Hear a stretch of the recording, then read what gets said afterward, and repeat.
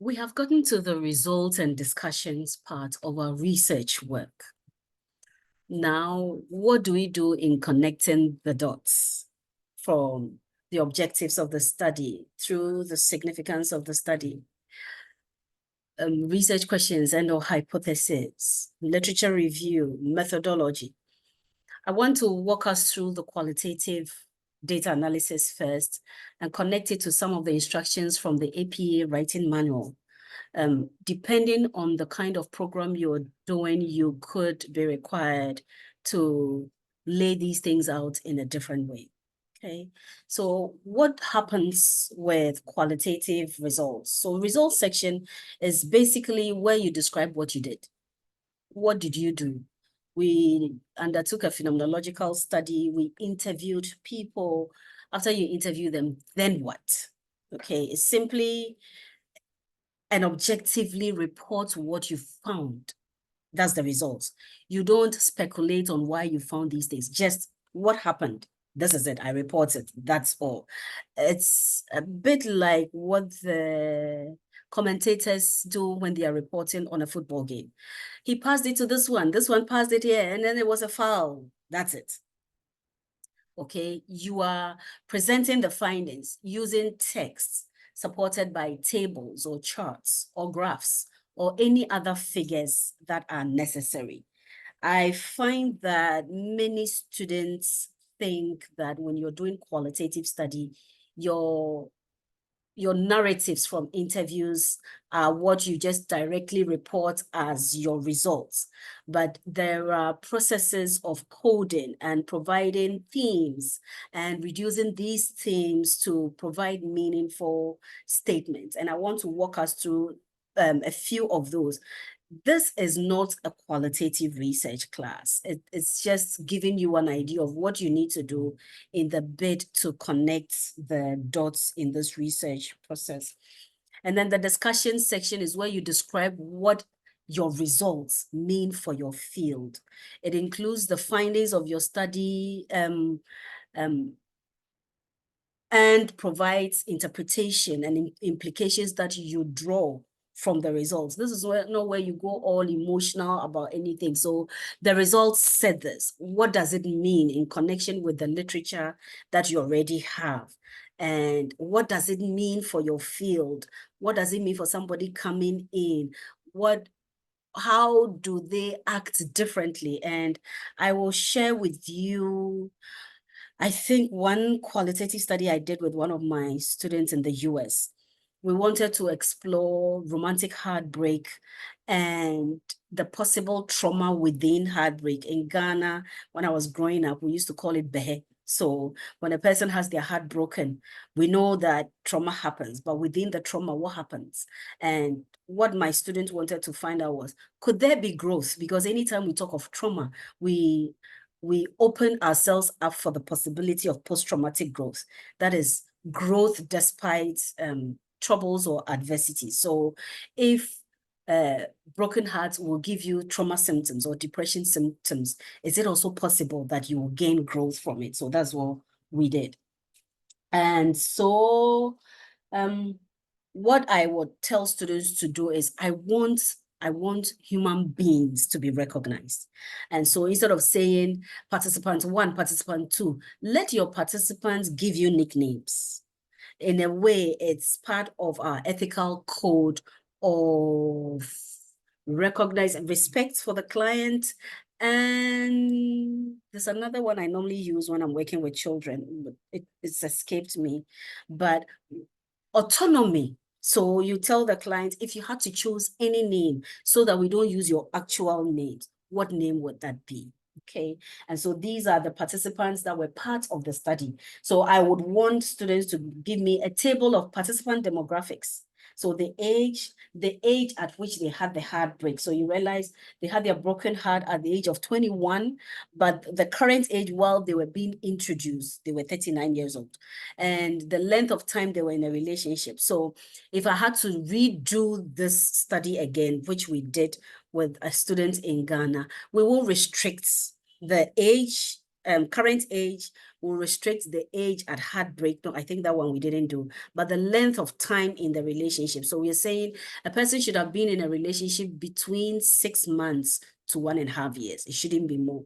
Because when you look at this table, it looks like the length of time was all over the place. Somebody was in 9 years. How they experience heartbreak will be different from somebody who was in for 1.5 years.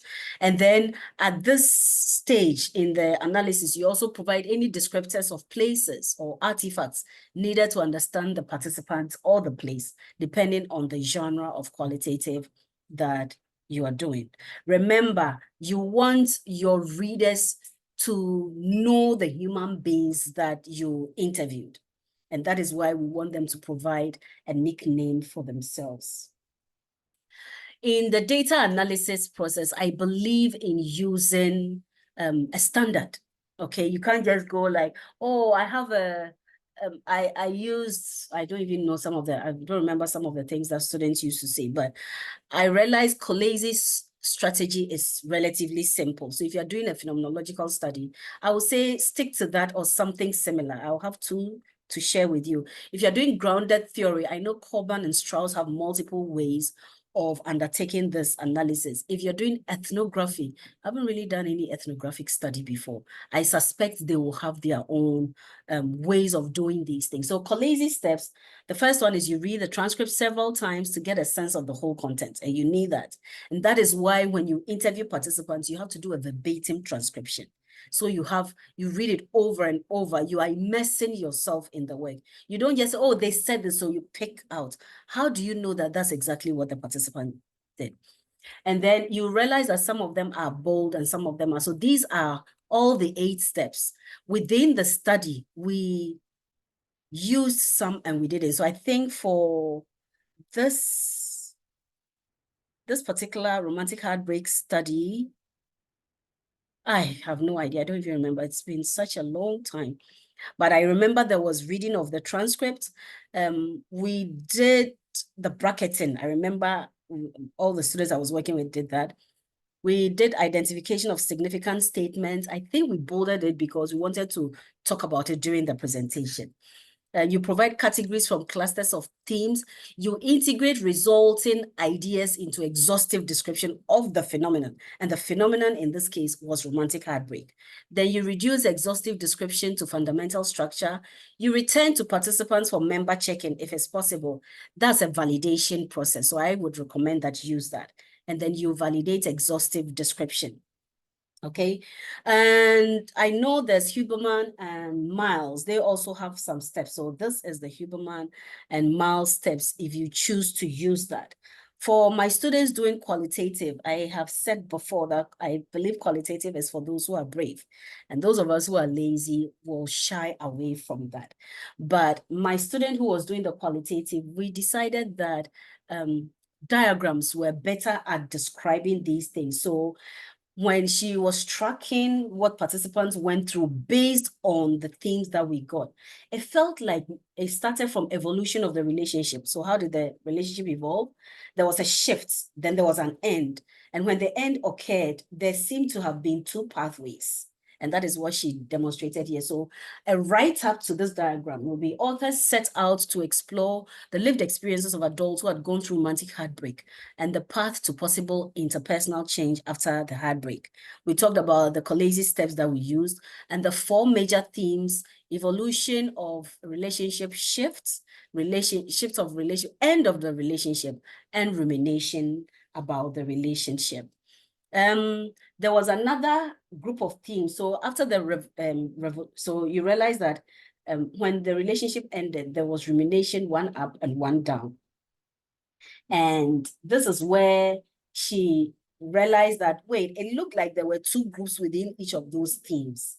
And so she broke that out and wrote about it. And before I read about how she did, I want us to walk through what APA requires when we are writing anything with direct quotes. So the APA's 7th edition, when you go to section 8.26 and section 8.27, requires that if a quotation consists of fewer than 40 words, you treat it as a short quotation. However, if it consists of more than 40 words, you block it. And that is why this example is here. This is more than 40 words, so you block it. And it's the same principle we use when we are doing qualitative research. So I will show you in this student's work, the ones that she blocked and the ones that she put in quotes. So participants experience intentional pursuit. So you realize that Daphne is one of the participants. This is what Daphne said. And because what Daphne said is more than 40 words, she blocked it. But when Eden's own came, Eden's own was less than 40 words. And so she made that as part of it. When you are blocking, remember, you don't use any direct quotes there. But when you are not blocking, that is where you use the quotation marks, okay? So pay attention to these things.